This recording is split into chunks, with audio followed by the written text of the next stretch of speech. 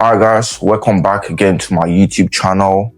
Glad and excited to be back here again. I always say this, it's been a pleasure. It's always a pleasure coming on here to your screen to talk perspectives. Yeah, on today's episode, a great one still. I can't wait for you guys to watch it with me. Yeah, you're gonna enjoy it. Interesting one.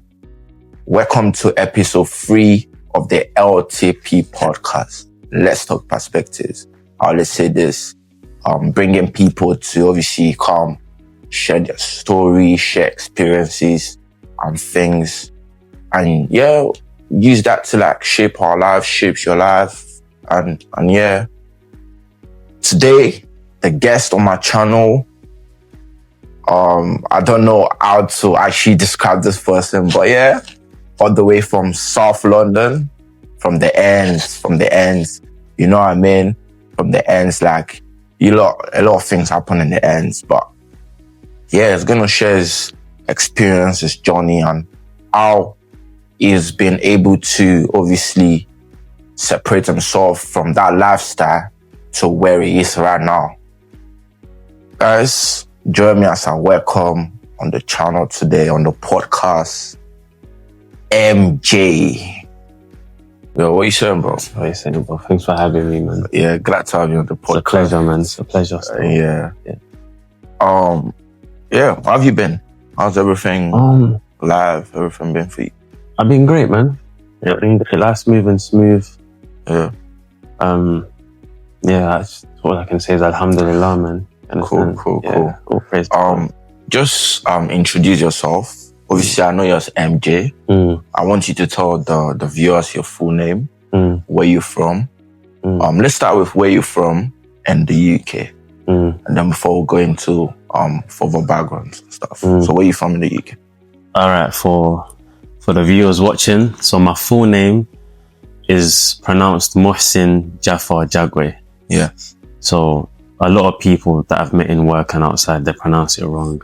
Even in my current occupation, they pronounce my name wrong, but it's Mushin Jagwe. MJ for short. MJ for short. Yeah, simple. Yeah, cool. Yeah. So let's start with where you from? The UK. Yeah, so born and bred in East London, so originally Ilford, but I'm a South London boy by heart. Yeah, I'm a South London boy. So, Yeah. Talk me through. Okay, let's start with, how was your upbringing like, knowing that you were born in East London, Ilford to be precise? How was it like for you growing up there and stuff? Growing up in East London, or in London to be general, was like, it was just normal growing up. Because I've come from a background where both parents were present, fortunately. Yeah. I've got brothers and sisters. It was a connected household. Yeah, living together. Yeah, living together. So it was like my parents did a good job trying to keep a unity and keep us off the streets, if you get what I'm saying. Yeah. Yeah. Cool. So talk me through your journey now to where you've become as a man. Obviously, you've had your ups and downs and different things about life. And yeah, we'll go through them. But overall, what would you say, how has life shaped you to becoming where you are right now? Yeah. I feel like I wouldn't have it any other way. Like, the man that I am now is who I've wanted to be. So I'm not in a position where I would say that I wish I was like this or I was like that. Like, I feel like all the obstacles that I've been through they were all needed to make me the MJ that I am today. You get it? Yeah. That's good, bro. Yeah, man. So yeah, you schooled in East London? Yeah, correct. I get that. Yeah. What school did you go? How was that like for you on everything? Yeah, so my first ever school was Cyborn in Leighton, Lee Bridge, for those that know Lee Bridge. So Cyborn Primary School, so they've got a nursery and reception separate to the primary school. So that's where I started my journey at Cyborn. And then from then I went to a school called Aldersbrook in Walthamstow. And then in the same year, because I did year 3 in 3 different schools. So after that was Winston Way as well. Again in Ilford. Wow. You get it? So you said you did year 3 in 3 different schools. Yeah. Why so? Was it a thing where you were getting kicked out from school or stuff? No. I was never that kid. I was always the quiet boy, man. It was a thing where my mother to be precise, kept changing jobs. Do you get it? And also that the housing situation back then wasn't easy. So those were the main reasons as to why we kept moving. Why I kept moving schools, yeah. Yeah, so fast forward, obviously year 1 to year 6 primary school based in the UK. Obviously year 6, I think you went to, was it Africa? Yeah. So what made that decision? What made that happen? Obviously you were living a good and chilled life here in the UK, and then boom, you're in Africa. And also before you tell them about your experience, what country you from? And tell them your country and So I'm from Uganda, East Africa to be exact. The Pearl of Africa, as Winston Churchill once called it. So let's not sleep on my country, man. Yeah, cool. Man. So what made you go back to Africa? Yeah. Going back to Africa was based off of a lot of things. Yeah. So one of them was being allegedly, I was naughty at the time. You were what? Oh, okay. Yeah. So I was misbehaving. Yeah. But it was also a thing where my dad thought I needed to kind of go back home to know what the real world looks like. Because it's a thing where being in the UK is viewed as first world country, you get everything on a golden spoon. But coming from where my parents were from, or any other African parent, like their upbringing is totally different. Yeah. So cool. So when you say you were naughty with things, was it a thing where you were disrespectful, or you weren't just good in school? Like it was just about school stuff, basically. Or it was mainly to do with inside the school. So I used to get in a lot of fights, surprisingly. As a chill guy. Yeah, as a chill guy. I think it's a thing where they would see me as a quiet boy. Yeah. And then like, it would be stuff like you've got a fresh trim and then somebody's just running out the yard and then slapping your head. And I wouldn't have that. So then getting into fight and then I'm in trouble. It's like every other week they're calling, yo, Mushin's in the office again, you need to come pick him up. So it got to a point where my dad was like, you need to send him home. Yeah, you need to send him home, literally. Yeah. So obviously now you got to Uganda. Yeah. You've not been there before. You weren't born there. How was it like for you going to a country you've not been to? Obviously your nationality and stuff, but you've not been there. How was that like for you to adapt and just kick on? You know what? I settled in faster than I should have because I'm very welcoming and I have a personality where I can fit into any society. So like within the first 3 months, I could start speaking the language. You get it? So before you left, was there a thing where you could speak the language? I could only hear it. Oh, but but I couldn't speak. But you can speak it now? Yeah, I can speak it now. So you're a grown man anyway. Yeah, come on. Come on, man. Good. Yeah, so obviously, going there as a kid, what changed? Like, did the society change your life? Did things change your life there? Yeah, I feel like first and foremost, being back home, it showed me that you're not always gonna get things your way. You have to work to get things your way. You get me? Say, like, for example, same way how we're here in the UK, to get your food, you got to go to the grocery shop, Tesco, Asda, Sainsbury's. But back home, it's a thing where you have to go to the garden, to the farm. To actually work for it. And work for the potatoes and the onions and the you get it? Yeah. So it's very different. So when you were there, who were you staying with? Yeah, so when I went there, I was staying with my dad's elder sister, so my aunt. Was it a thing where they treated you differently from other kids because you're from the UK? Yeah, that was the case at the start. They treated me differently. Yeah. But then it got to a point where they had to treat me the same to show me that I'm no different. Yeah. So you schooled there. How was education like for you in Africa? Okay, let me ask you this. Was it a thing where you saw yourself different from other kids? Did you see yourself like, yo, I've been in the UK before, you lot haven't been here. You lot haven't seen life. At the start, that was me. Like I grew a bit of arrogance. Pride. That's what you call it. Ego from early thinking. I'm a UK boy. You're a Uganda boy. They can't hit me. They can only hit you. Yeah.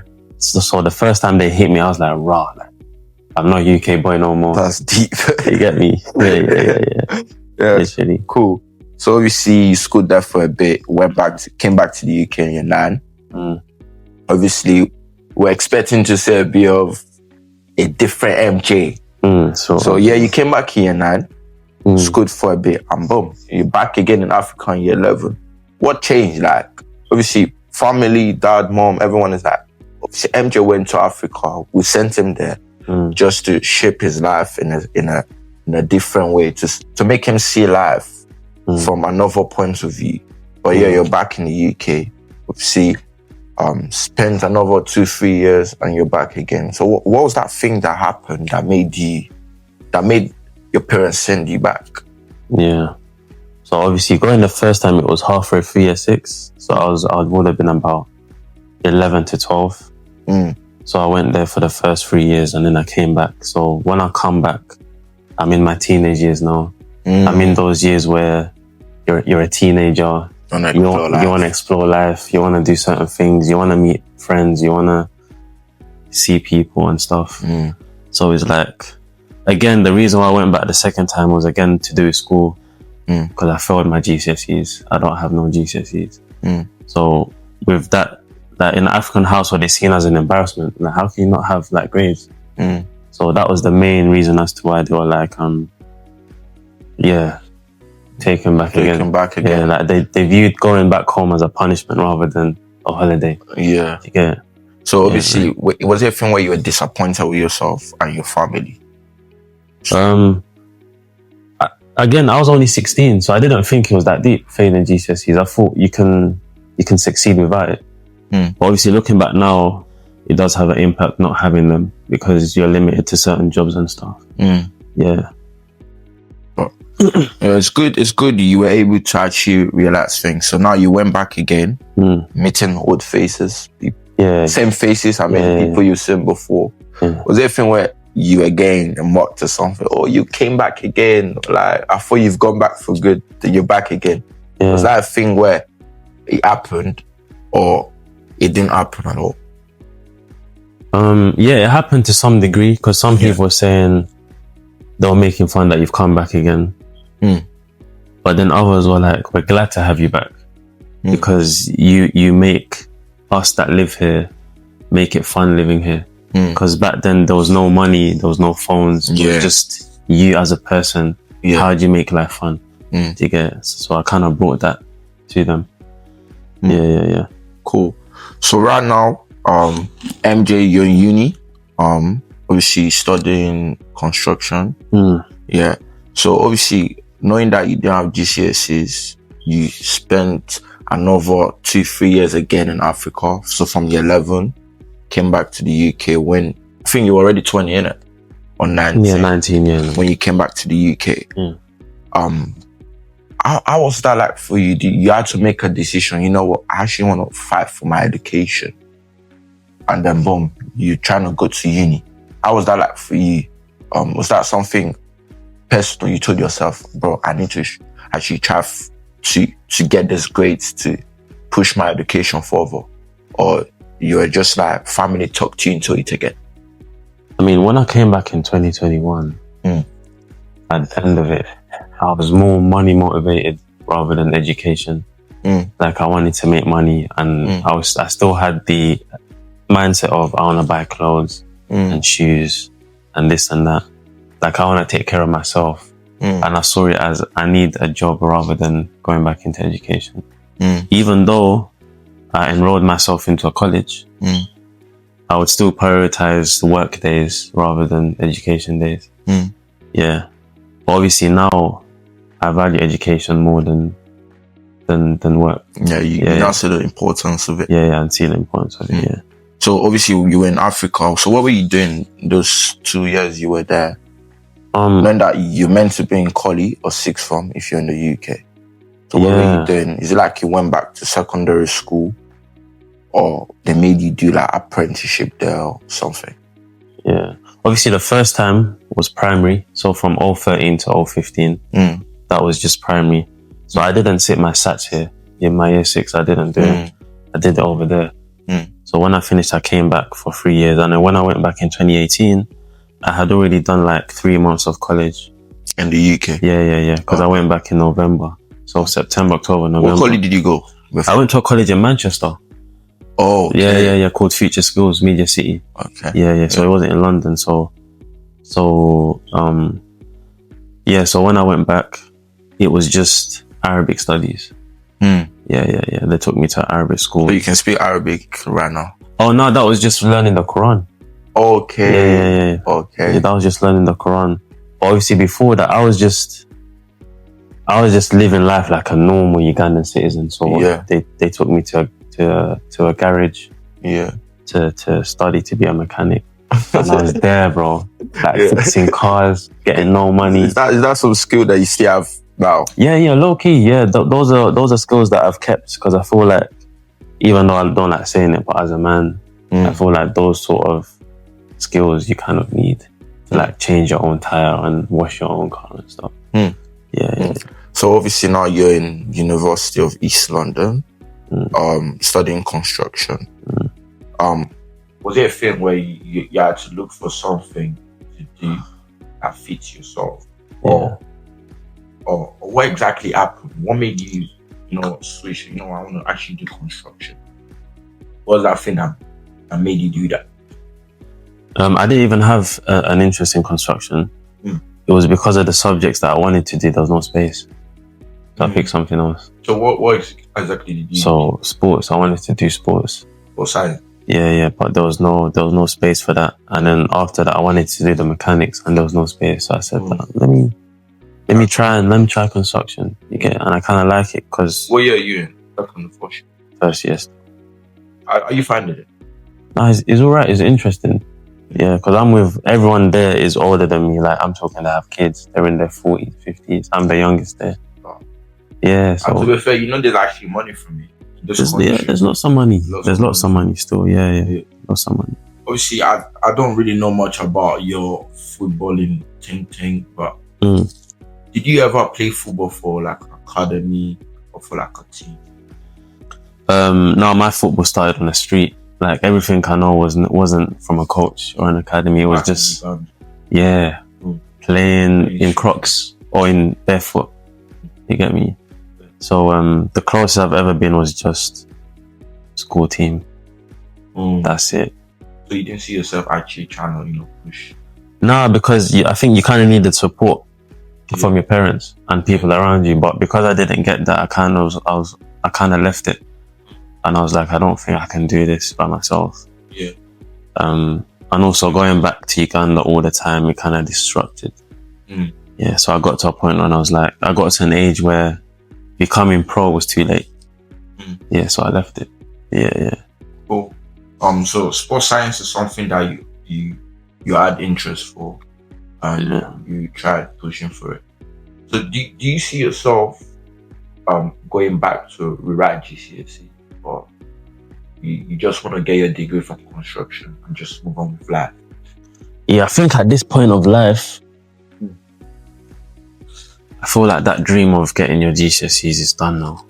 I feel like I'd be very delusional to think I can study and do my GCSEs, especially with what's going on right now with life and working. And because obviously back then, when you're 14, 15, 16, you have nothing else going on apart from school. Right. You're there 9 to 3, Monday to Friday, no distractions. But now you're working, you've got uni. So I don't think I can do it. So I feel like I'm in a mindset where get my degree and then use that degree to do other things. Yeah. So fast forward, you came back again. Another situation happened with your brother and yourself. Yeah. How did that shape you in a way? knowing that, bro, my dad, my mom, sent me back first time, got me again, or I had another issue, so I got sent back again. GCSs came, obviously didn't get the grades, and then I'm back again, and now I'm back again for the third time now. Yeah, and bro, another thing happened. Now you're a good adult. Yeah, just talk me through that story of your situation that happened. Obviously, I know the story, but they don't know the story. And from what you've told me, I would say, it's not really like a thing where it was your fault. Yeah. Because I won't blame you for that. Yeah. But at the same time, it might be your fault though. Yeah. Yeah. So tell them the story of exactly everything happened. Yeah. Obviously, for those that don't know, I got myself in a situation where I got bagged, as they say, and I got put in jail. So obviously, I'm an ex-convict, if you want to say that. But how that story happened was, it was a random night. I would like to believe it was a Monday night. I was working at Greg's at the time. So I had like a... Was this a year or a few months after you got back to the UK? No, this was a good 3 years after that. Because I came back 2021. This happened 2024. Yeah, so it was a random Monday. I had a shift at Greg's. I think it was a 1:30 to 9:30 p.m. shift. I was closing because they closed at 9. And then, yeah, I'm walking home because I was working at the Greg's in Strand. Yeah, near Trafalgar Square and that. Yeah. So walking from there to Kennington wasn't that far, so I'd walk it home. And then as I've got home, I found my family praying. So I've just gone to wait for them to finish in the bedroom. And then obviously my brother has come into the bedroom visibly upset, saying that his phone's been stolen. So... Your younger brother? Yeah, my younger brother, 2 years younger. So he's kind of ready to go and get his phone back. So he knows the person who stole his phone? No, he doesn't. Yeah. But obviously I've got his location yeah. on his phone. So I said I'll go with him. Yeah. But as I'm leaving, the phone is saying that's in Tottenham, North London, and I've never been Tottenham at that time. Yeah. At that time, you were living in East? In South. So Kennington, in South. At that time I was in South. So as the phone's pinging in North, I've never been to that place before. So as we're leaving the house, my dad's still in the living room. I've closed the door and then I've gone to the kitchen to get like a kitchen knife, to carry as self-defense in case something goes wrong. Yeah. So as I've carried the knife now, my brother didn't even know I carried it until fast forwarding till I get caught. So we've hopped on the line backs. We've gone from South to North London. With line back? Yeah. We've done like 2 trips. We've first gone to Oxford Street because that's where the phone was first. We've first gone to Oxford Street. What time was this? This was like 10:30. Yeah, 10:30 at night. This was like April. Yeah, this was like April. So we first gone to Oxford Street, and then as we're at Oxford Street, the phone is like moving somewhere else. So we're trying to follow where that is. Yeah. But as we're moving, we're asking people, have you seen anyone in a valley or on a bike trying to look for phones? He might have a phone. Obviously, people don't know, but at the moment, we think people know. You get it? So, and then from there, we've gone to Seven Sisters Road, like in North London, for like Finsbury Park, because that's where the phone stayed for a very long time. Yeah. So we've kind of gone in the park. We've approached some guy, and he said he doesn't have the phone. So then I've told Ivy that, my brother, that we're gonna go home, or I'm gonna go home because I'm busy tomorrow. I've got Collie in the morning, and then he said, "Yeah, calm. I'm gonna stay till I find the phone." And I'm like, "Cool, I'm gonna leave." What phone was this exactly? Huh? What phone was? What name was the phone? It was iPhone 15 Pro. Obviously, it just came out as well. Yeah, at the time it was new, and the both of us, we got it at the same time, and we paid outright. So we didn't do the monthly. Just paid once for it. We just paid once for it. Was there insurance? Yeah, there was. So I found this out after though. Oh, because like thinking of it right now, Yeah. the thing where there was insurance. There was insurance. Why are you? But obviously, coming from where we come from, not that we're on badness, but you can't sleep on a vial. You get me? That's you're violating. How can you take man's phone? How can you just look at me scrolling and you just take man's phone? You're violating. To be fair, like if I'm standing on someone snatching my phone off, bro, I'm chasing the person. Bro. Yeah. I'm trying to get my phone off the person back. It's like, yo, and it's a thing where you're seeing the person doing it, and bro, at that point you can't even do anything. Yeah, the best thing for your brother was just chill, come back home, tell his older brother, and see, let's go get the food together. So before you go back to your story, you picked the knife from the kitchen. Yeah. Was that something that came into your head as like, I'm going North London? Obviously, I know what's happening enough. Dangerous place, Tottenham and so. Was there a thing where you picked the knife for was your intentions to like stab someone, or your intentions was my own self-defense? It was definitely self-defense. Yeah, definitely self-defense. Yeah. Because obviously you're a chill guy. Yeah, and you said, I'm going to find my brother's phone with no intentions to stab someone. But if it was a thing where it came up to you, the person that took the phone and obviously tried swinging in a different way, what would you have done at that point? Knowing that you have a knife with you. Yeah. Because remembering back to when it was happening, the adrenaline was high. So it would have been a thing where I would have like taken it out just to show him that I still got levels. Like whatever you're trying to do, I can do times 2. Do you get it? So naturally, as a human, when you see something like a gun or a knife, now your perspective changed. Yeah. So back to your story. Now you've gone to the town center, looking for the phone. You're not seeing the phone yet. Trying to go back home. Your brother is insisting, I need to get my phone back. But bro, that phone was expensive. Yeah, it was. And knowing the amount of stress and everything he has worked for to get that phone, he can't live there without getting his phone back.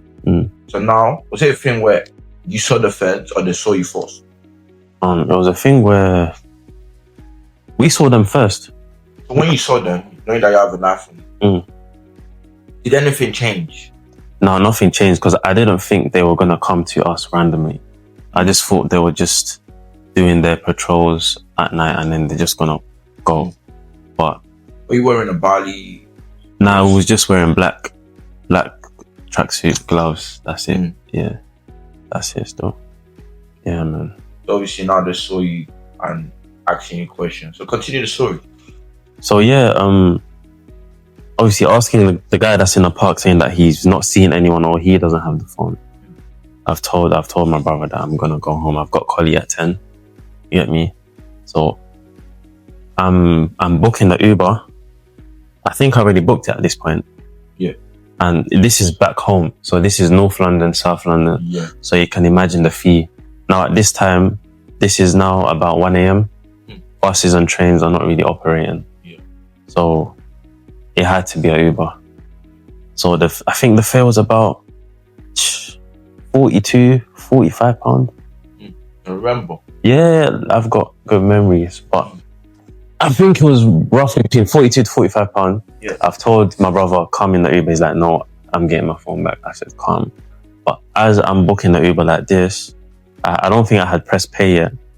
Then we see the same car, the same transit van that we saw on our way coming is the same one that's slowing down in front of us across the road.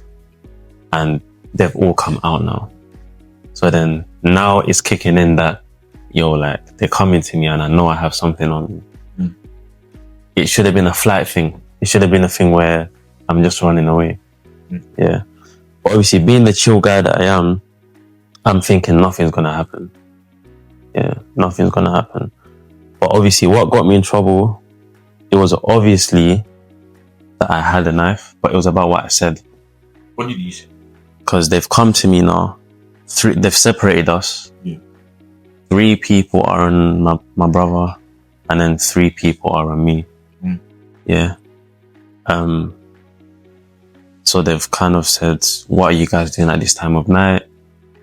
You guys should be in bed sleeping. Like, and then they've asked me, you don't happen to have anything that can harm the public? And I was like, so the guy asking me, they've all got metal detectors. So I'm thinking they know. I've never been in this situation before. And I've said, I've got a knife on me. Yeah. It's when it's kicked off now. And they've all said, oh, like, he's got a knife, section 60, like, it's getting all loud now. Like, they brought out the cuffs. They're trying to, like, put man on the floor to, like, cuff me and stuff. And I've kind of, like, struggled to say, you don't need to put me on the floor, just arrest me, innit? But before that, they asked me, what would you do if you did find the guy with the knife? And then because the adrenaline was high, I said, violence is going down.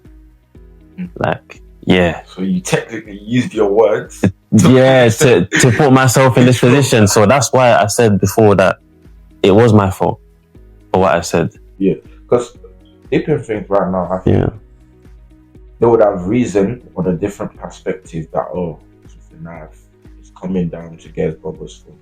He doesn't know who stole the phone. You don't know if the person who stole the phone was a GM or something. So you're just taking the knife for self-defense. But then the words you said. Yeah, it's my words still. And your brother is right there watching the scene. Yeah, he's right there watching the scene. What do you think is going through his head at that point? He's also shocked that I had the knife because he didn't know before that I had anything. So he's also thinking, bro, like, I didn't know you had a knife on you, because he didn't know. So after they've checked me and I've got a knife, they've checked him now because they're thinking if he has one, maybe he has one. So they've checked him, and then he doesn't have anything, and then they've said that, yeah, your brother's going to the station, you can go home. And then you booked the Uber for him. And then, no, because they've taken my phone now and everything. So did they give your brother? Huh? Did they give your brother your phone? No, they took it for evidence. Yeah. Because at the time, there was a crime going on. It was in the news. Some white man that stabbed the kid in Hainault. Yeah. So those are the same officers that were trying to look for him because he ran away from that scene. Yeah. But they came to me thinking, yeah, like what are you guys doing? So after that, they've put me in that transit van. My brother's gone home. I've seen him through the window, and he's just walking on the phone. I don't know who he was calling, but and then they took me to Stoke Newington police station, and then I was there for like 36 hours because normally it's 24, but I was there for longer because all the officers at that station had gone to that crime scene of that kid getting stabbed in Hainault. So even that was a humbling experience because I was on a blue mat. They call it a blue mat, like no pillow. So were you hungry? What was going through your mind? Like different. Oh, what am I going to say now? Yeah, I felt like a pet. I felt like an animal because when they were bringing food, they would open that little box and be like, "What do you want? Chicken or beef? Chicken or beef?" It's like you're on an airplane. Chicken or beef? What do you want? Apple juice or water? And I'm like, just give me anything. Like I'm not in a hotel.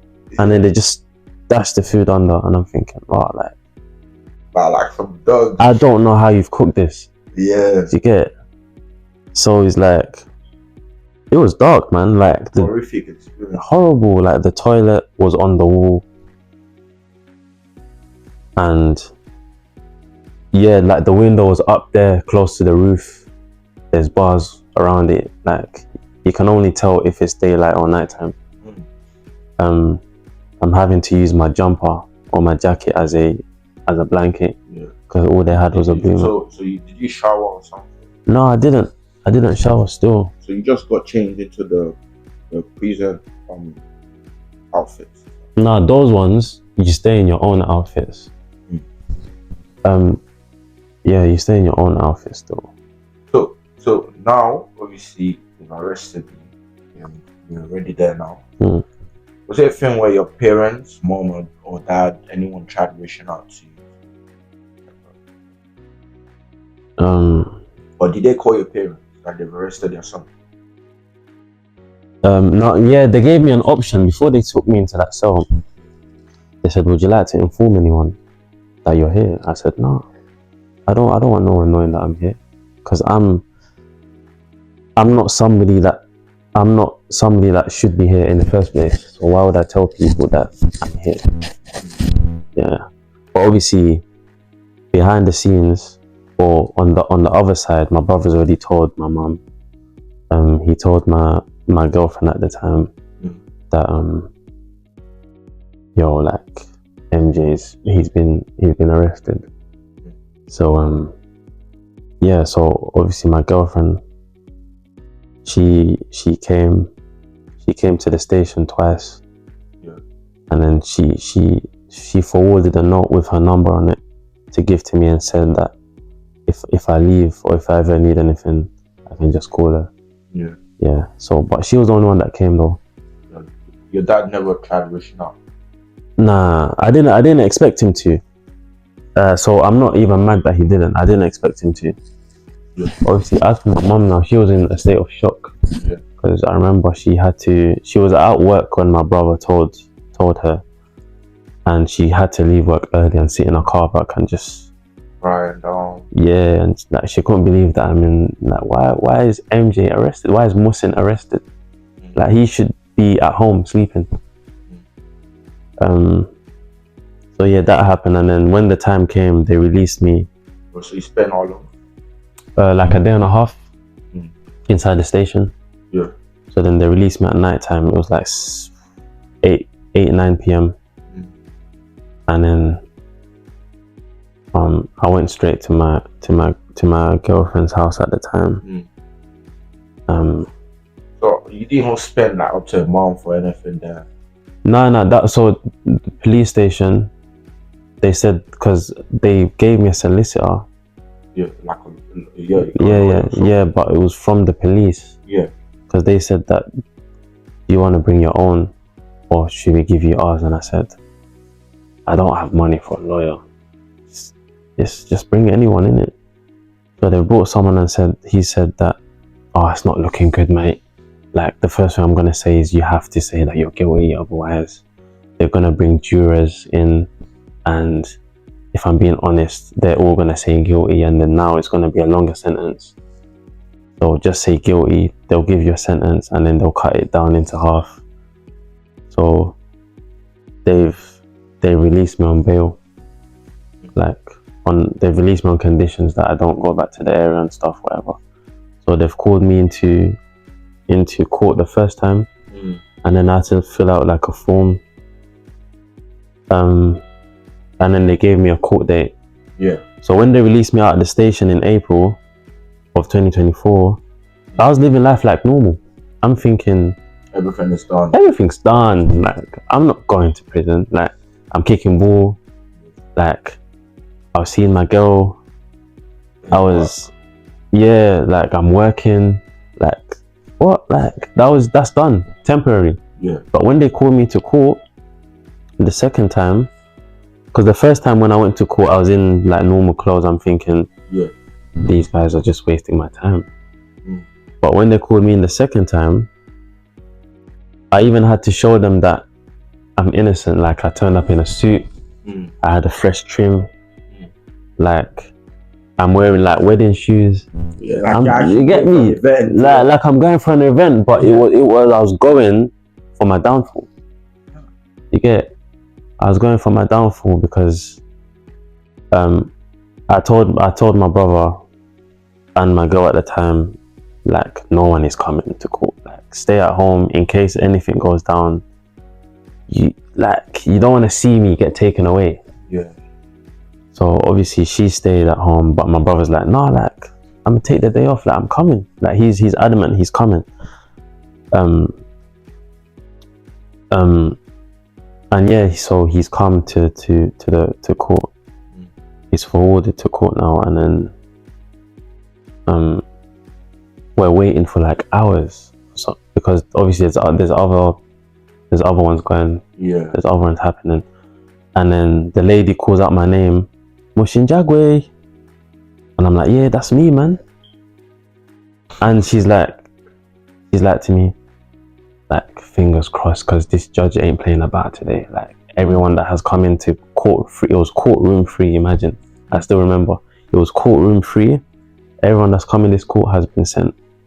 And I'm like, God help you. Now that's when I started worrying and being like, raw, like, could I actually be going to jail? This is a joke. And then I've gone into court. Like there's somebody like defending me who I didn't even know, saying that like he needed to carry it, or he would rather have a 6 on him than be 6 feet under. Net. Do you know what I'm saying? Yeah. So then the thing is, they went back. The judges went behind. The actual judge was white. I have to say the actual judge was white. The co-judges beside him, they were black. So I'm thinking, come on, like my brother and sister, like they're gonna tell him, just give him a community service and that. But they've taken ages to come out. So my lawyer's come now, and he said, listen, if you don't hear keys behind you coming, you're good. You've got nothing to worry about as long as you don't hear footsteps. But if you hear keys like this coming, I can't help that, you're going.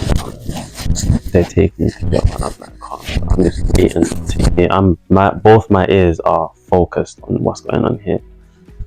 And then I hear footsteps. I hear keys coming. And I've looked at the lawyer saying, you said I wasn't going to prison. And then now I'm shaking now. Like my foot is going like this. Are you crying at this point? No, I wasn't crying. I didn't cry till I went inside. But at the moment I was like this. And I'm looking down, and then I feel a hand like this saying it's gonna be okay. In my head I'm like, it's not. You're just saying it. But it's gonna be okay. And then the judges come back and they're like, stand up. We stood up.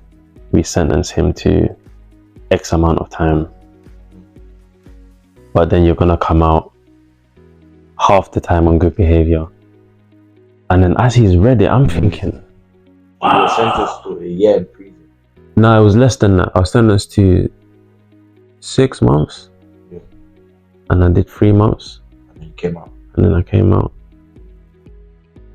But for the first time, things that I'm seeing in movies actually coming to is happening to me right now. So, but at the same time, I wasn't surprised, because I would like to believe that I've been through everything. Like I've been through it all. So this was like the tipping berg. Like you're going to jail, and it's like I've only ever heard people sing about it, that they've been inside, or I've seen it in obviously the famous Top Boy and stuff. I never thought I would ever go there. So now they've taken me downstairs. Like there's like a waiting area in different cells. They've asked me, what's your religion? And I said, I'm Muslim. They've given me a Quran. You're gonna need this.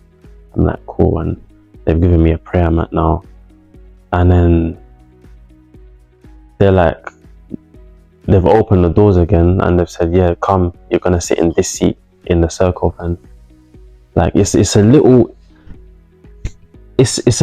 space. Like it's a big van with like bare seats inside, but you're cramped up. It's a little space in there. Like, you can't really move, and it was a short journey, because from the court harbour in Islington, I went to HMP Pentonville.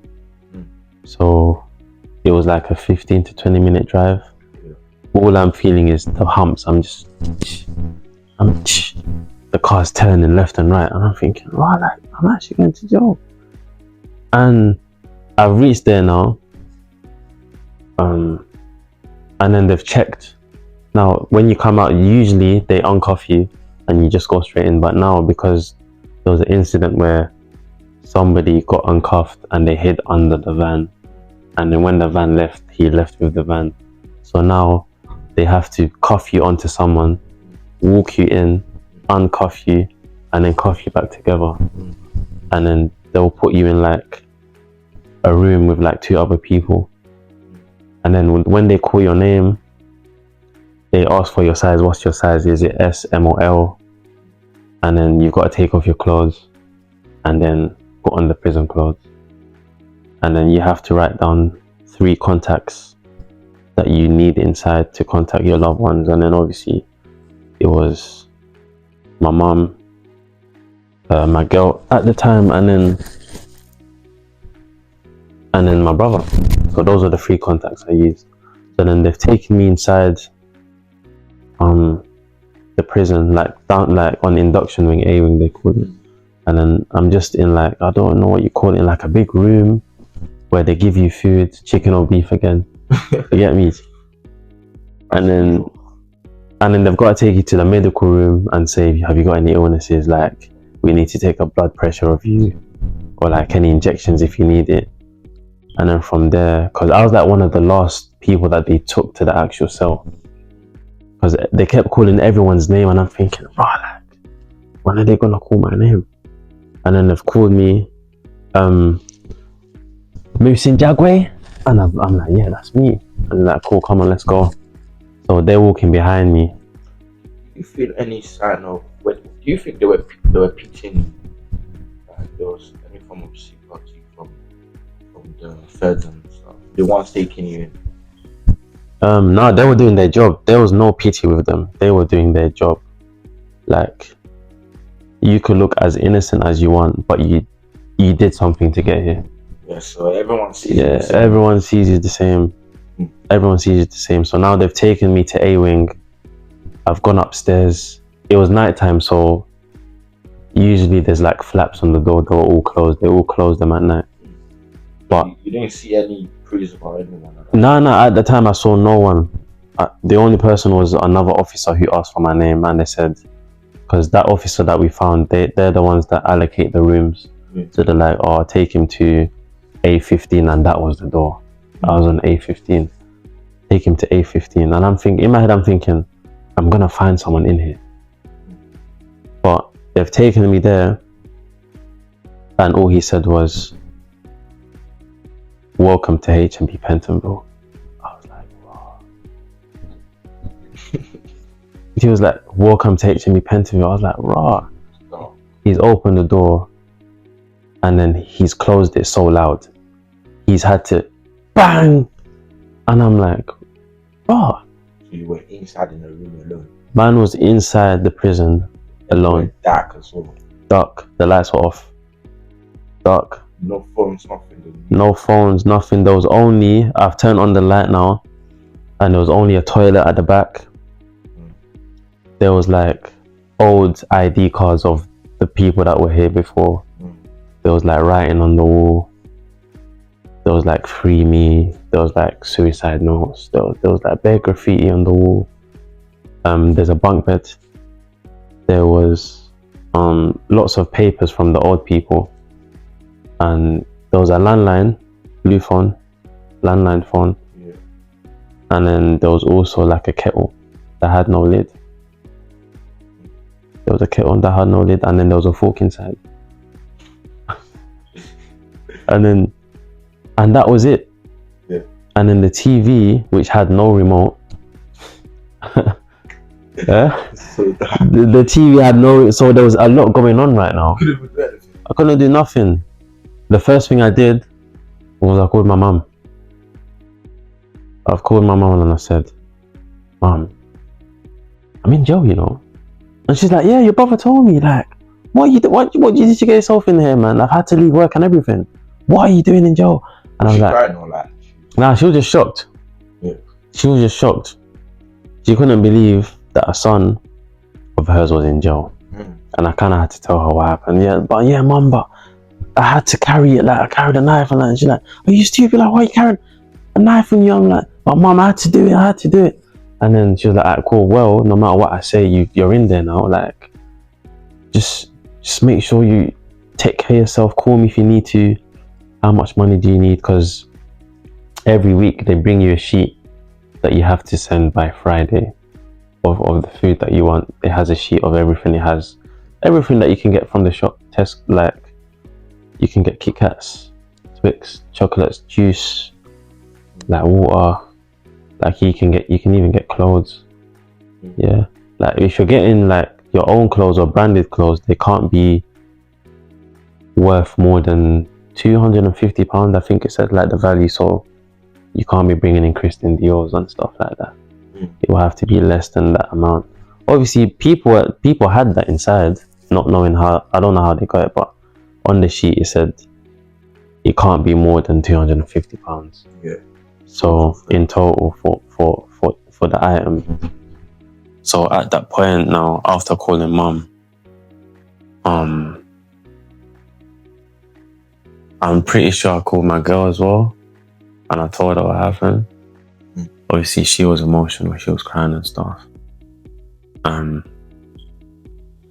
Because on my way to the crime scene, I was on the phone to her and she was telling me, go home. You don't need to do what you're going to do. But I didn't listen. So obviously she was upset with me after that for not listening and stuff. But after, because there's a limit on the phone as well. You cannot be on there for hours. So you have to say what you need to say at the start. Yeah. And then you can start chatting after, because they will just cut off. Because it will be like, because you get 30 minutes free the first time. So I had to use that time to call my mum and my girl. Because when the credits finishing, it will say you have 1 minute left or 2 minutes left. And then after that, as they bring you upstairs, they give you a package of food in it. It had like Indomie. It had Weetabix, cornflakes, and a little carton of milk. Yeah. And I have cereal hot. So they've given me milk. I can't even warm it. You get it?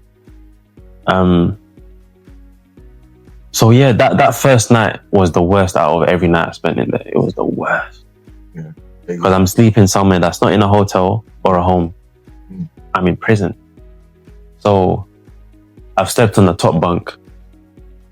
And then the next morning, they've opened the door. And all I'm hearing is, as in like, it's break time, socialize. You come out. And then now I'm seeing everyone on the landing. Everyone is outside now. I'm thinking, I'm seeing people that look like they eat people alive. Like, people are in here for big like, I can see someone that might just slap you because he can feel like it. Yo, and you're a bit small, so like, and I'm small, so it's like, and it's like, I think that break I didn't go outside. I stayed inside. Yeah. But then the officer was like, you're gonna need this break because for the rest of the day you're gonna be inside. So I've kind of come out now to brush my teeth. I rarely showered in there as well. Rarely showered in there.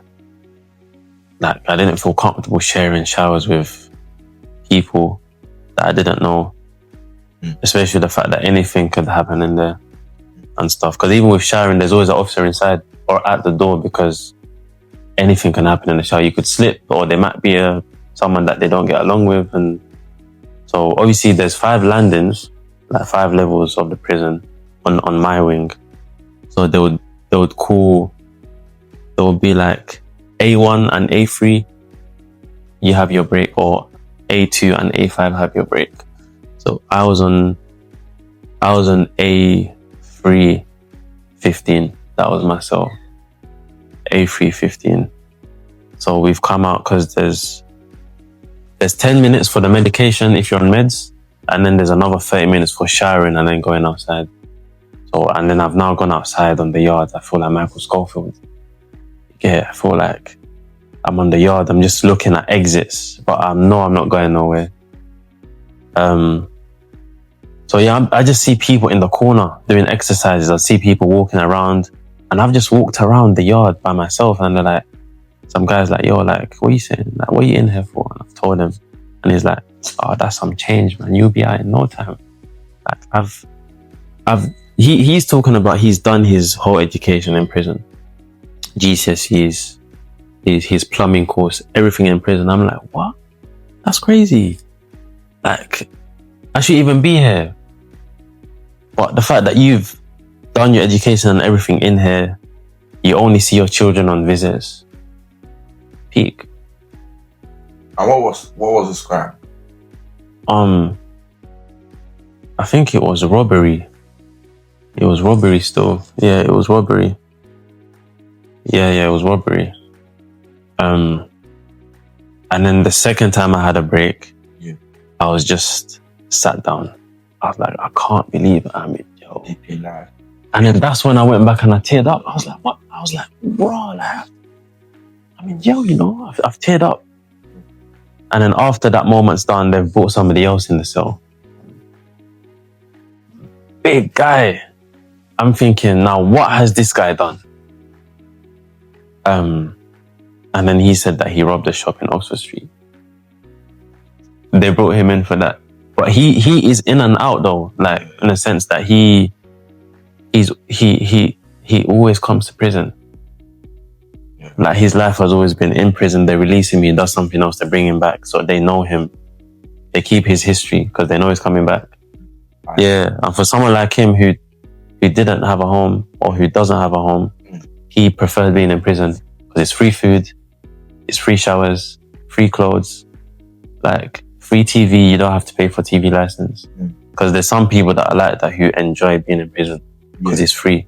Like our taxes go to prisons and stuff. So yeah, I was in there for the next 3 months or so, living that lifestyle. Wow. Yeah, it was peak, man. Very pathetic story, man. It was peak. Obviously now you're out and that's shaped your life in a different way. Yeah. Hopefully by God's grace as well, you're not going back there. So, well, yeah, most def. I'm not going back there. Tell it.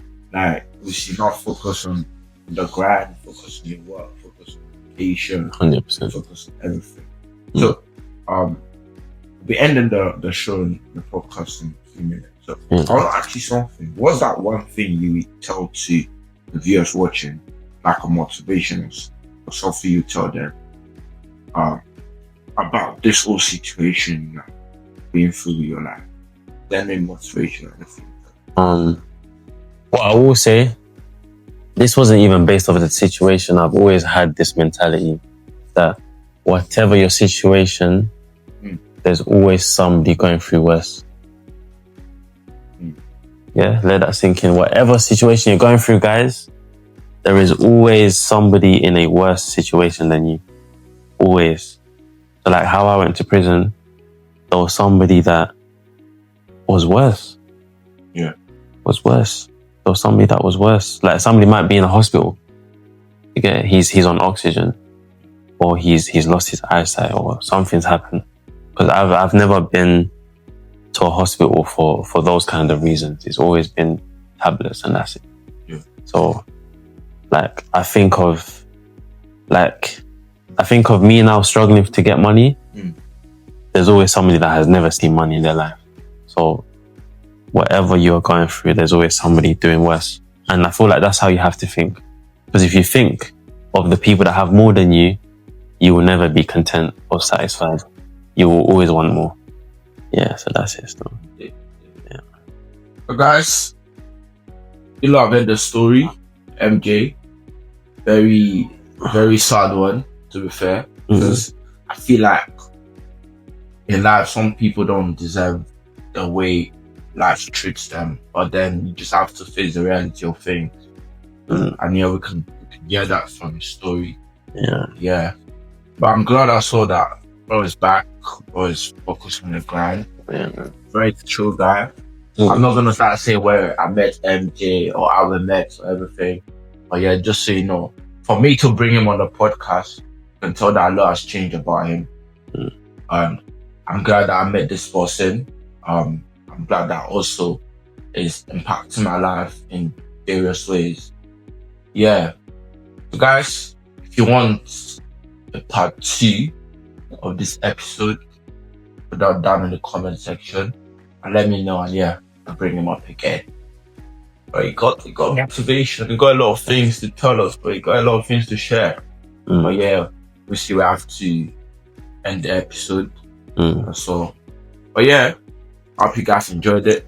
Mm. You wanna see him again, like I said, put them down in the comment section, share the video, repost us on all the socials. And yeah, do you have any social media you wanna shout? So yeah, I think my social media is I've just reactivated it recently. Yeah.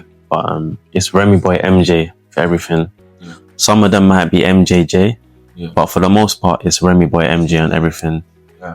For those that still use Facebook, it's that. You know, Twitter or X, they call it now. Yeah. Instagram, Snapchat, TikTok. Yeah. Remy Boy MJ. Remy Boy MJ, you know the vibes. And just said his name. You lot follow him, obviously the handles displayed down the video. So yeah, just look at it once again. And yeah, check out the socials. Obviously, we got something kicking on soon. You might see my man on Twitch. Hopefully the name still stays the same. But yeah, glad to have you on the channel, bro. My pleasure, man. It's really great. Great time. Yeah, it was great, man. Great. Yeah. Guys, yeah, we've come to the end of the third episode of Let's Talk Perspective, the LTB podcast. I hope you enjoyed it. If you did enjoy it, just click down the subscribe button, subscribe to the channel, like, share, post my videos. On all social media platforms, Let's Talk Perspectives is my name. So yeah, go follow us there, bro. Show us love by following, by sharing, by reposting. And yeah, see you in the next episode.